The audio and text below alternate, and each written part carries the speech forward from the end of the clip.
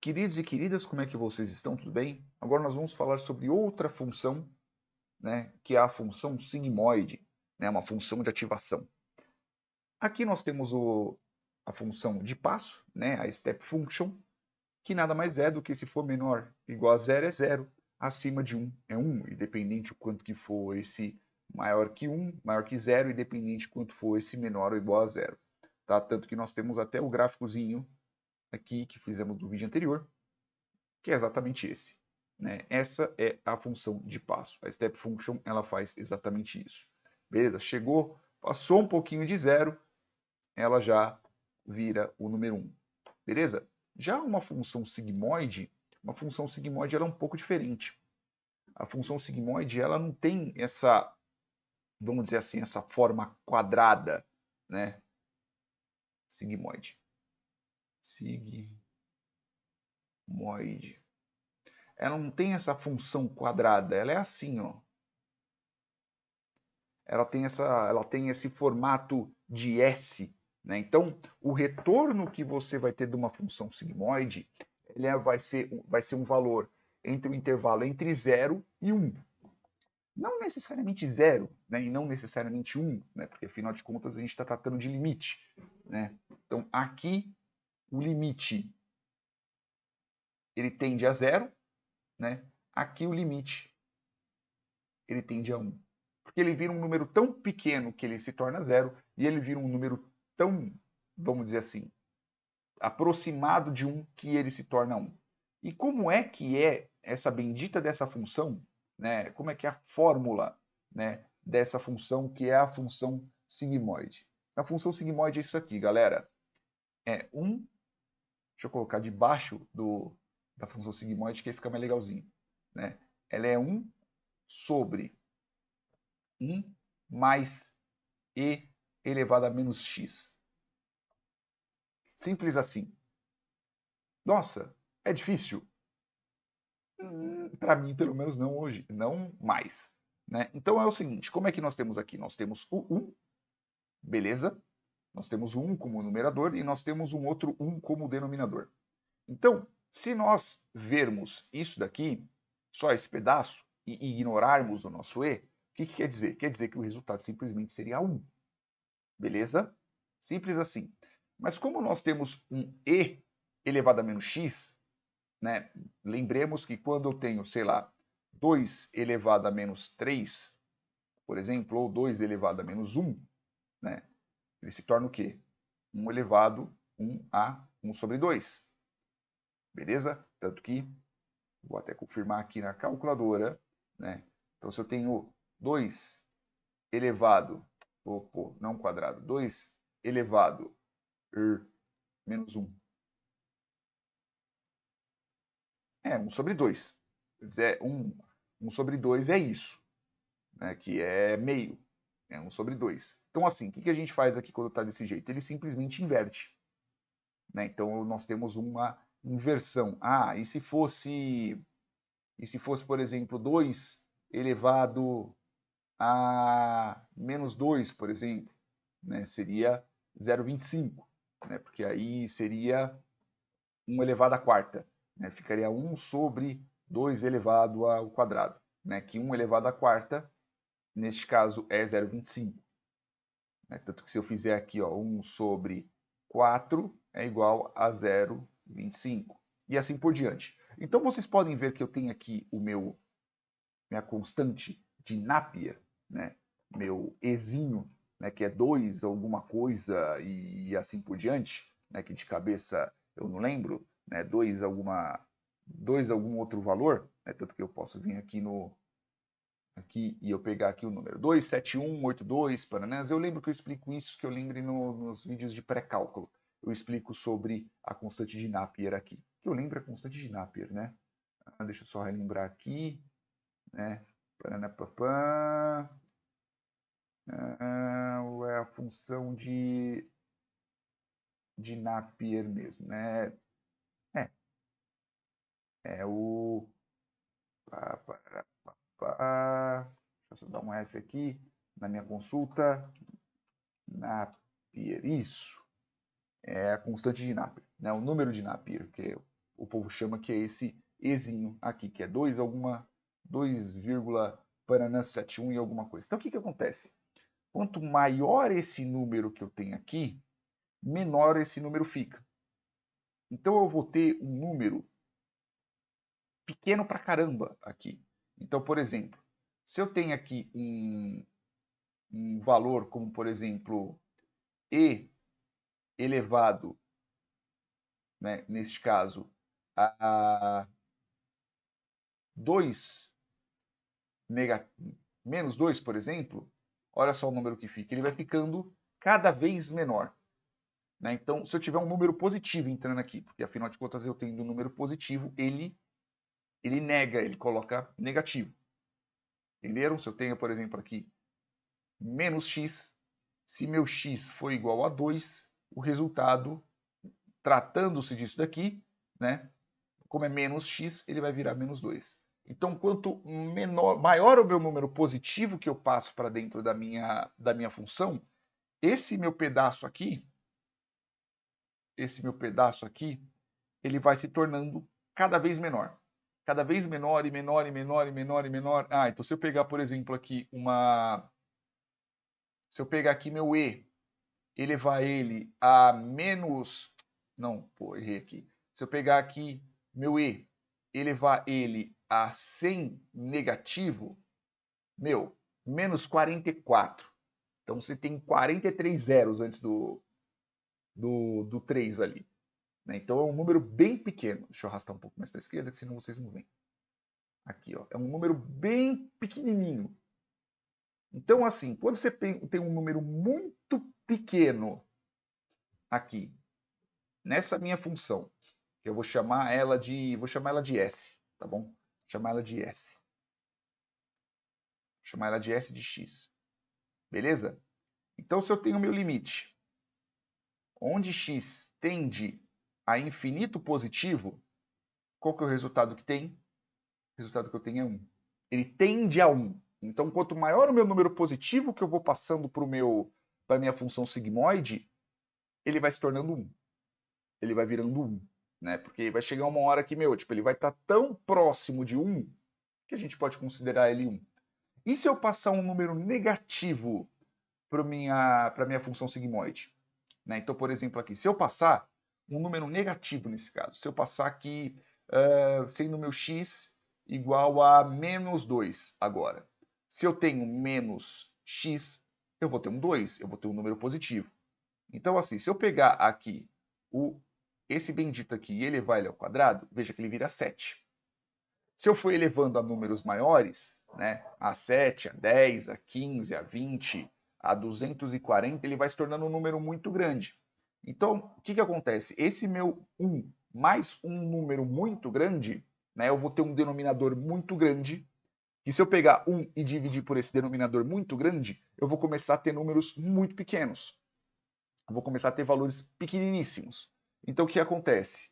Quando eu tenho esse valor, que é limite, onde o x ele tende a infinito negativo, né? Então ele vai se tornando números cada vez menores. Né? Então deixa eu fazer um símbolo de infinito aqui um pouquinho mais bonitinho. Aqui, pronto. Quando ele vai dizer aqui da minha função, né, que é de x, que é a minha função sigmoide de x, ele tende a quê? Ele tende a 0. Ah, mas Zuruba, eu não lembro sobre limites.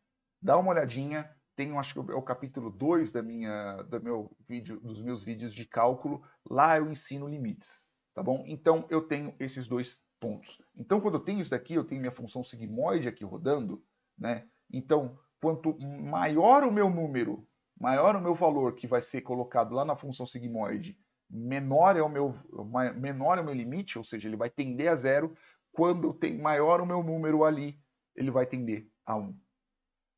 Tá bom? Beleza? Quanto menor o meu número, ele tende a 1. Quanto maior o meu número, ele tende a 0.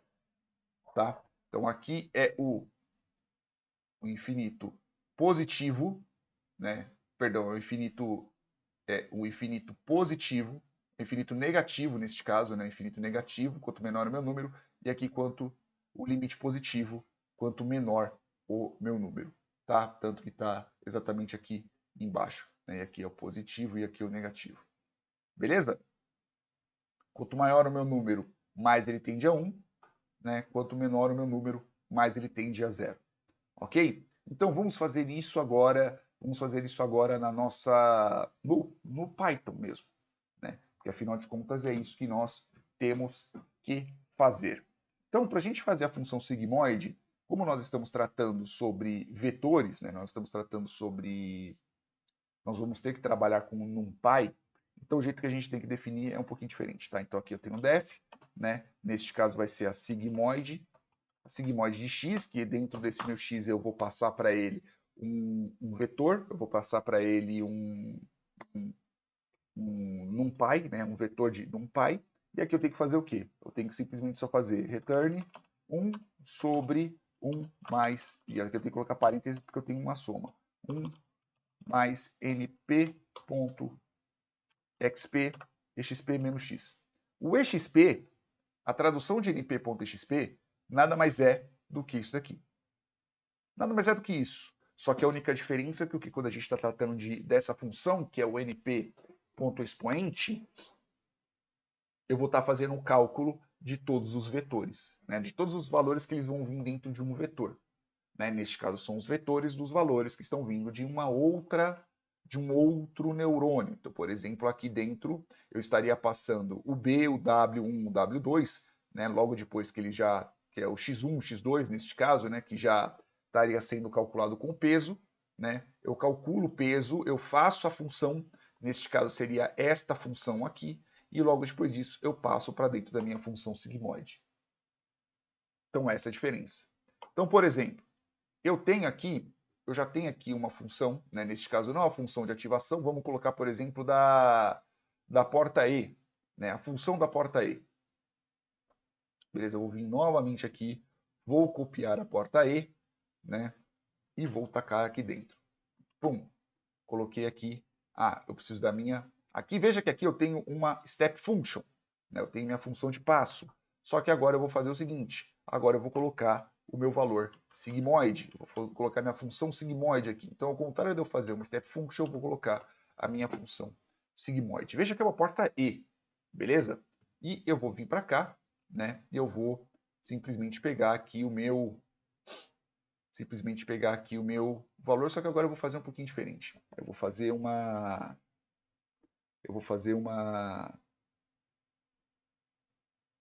diferente. Não, vou tacar logo for, logo, não vou ficar inventando, não. Né?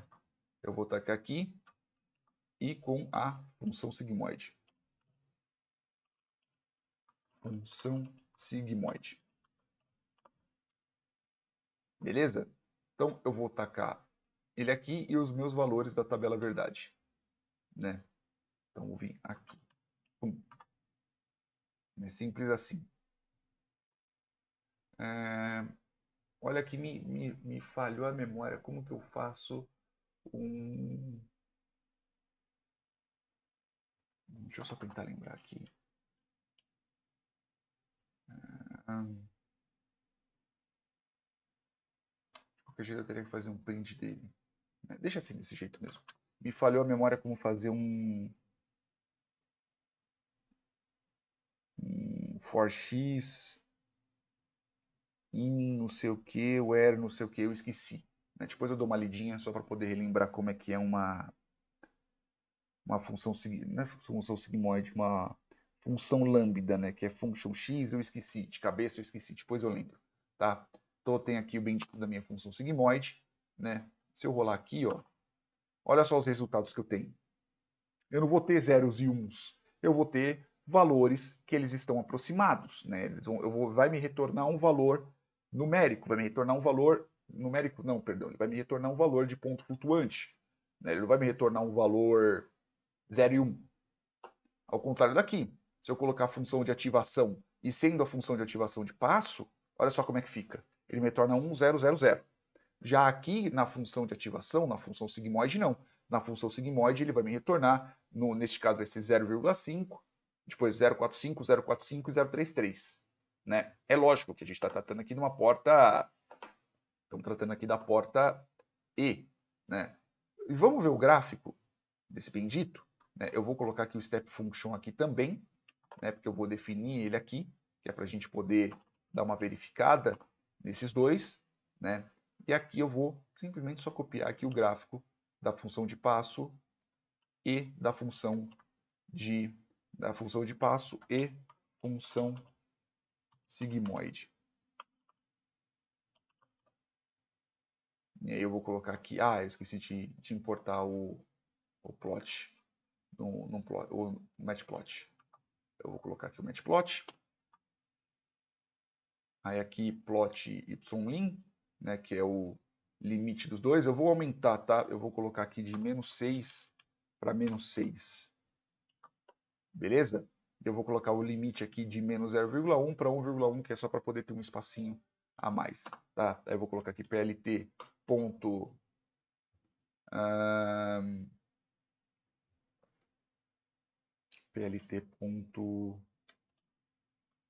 esqueci como é que é o label. Caraca. Esqueci como é que é o label, deixa eu ver aqui. Esqueci por completo. Calma aí que eu vou achar,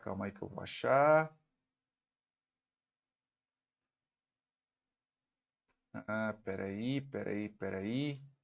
Sim, é o label aqui dentro, né? Então, vem aqui, label igual, label não, pô. Label igual a função de passo. E aqui eu vou fazer um outro plot, né? plt, eu tenho que colocar aqui o y também, né? Aí eu faço aqui y igual sigmoide, e aí eu vou colocar o x neste caso, né? E aí eu vou colocar aqui plt.plot, aí x, y, neste caso, label igual função sigmoide. E vou plotar. Onde é que está? PLT não está definido, lógico, porque afinal de contas eu não executei aqui. Terminou? Terminou. Então, aqui eu vou mostrar. Matplot label, eu coloquei o desc. Que porcaria de desc, pô. Aqui. Essa é a diferença dos dois, né? Então, o label, não sei por que não apareceu aqui o label, né? Mas, enfim. plt.legend, pô. plt.legend. Então, essa é a diferença. Então, veja a diferença que eu tenho dos dois, né? Então, a função azulzinha, ela é a função de passo. Então, ele simplesmente vai do 0 e ele sobe ali para o 1. E já a laranjinha, né, é a função sigmoide. Né? A função sigmoide, eu simplesmente... Deixa eu ver se dá para colocar... Exibir ele em tela cheia. Né? Ele não fica lá muito grande, né? Não quero tanto isso aqui não, pô. Aqui. Acho que já está um pouquinho maiorzinho. Né? Aqui, pronto. Olha só a diferença dos dois. Então eu tenho a minha função de passo, que ele vai vindo do zero aqui, né? Aí quando ele chega no um pouquinho maior que zero, é porque a diferença aqui ela é tão pequena,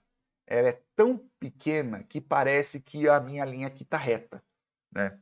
Se fizéssemos um zoom aqui só nesse pedaço, né, veríamos que a linha em si ela não é reta, ela é um pouco curvada para a direita. Né? Ela tem uma inclinaçãozinha para a direita, porque aqui a gente está falando de um gráfico de 0,1.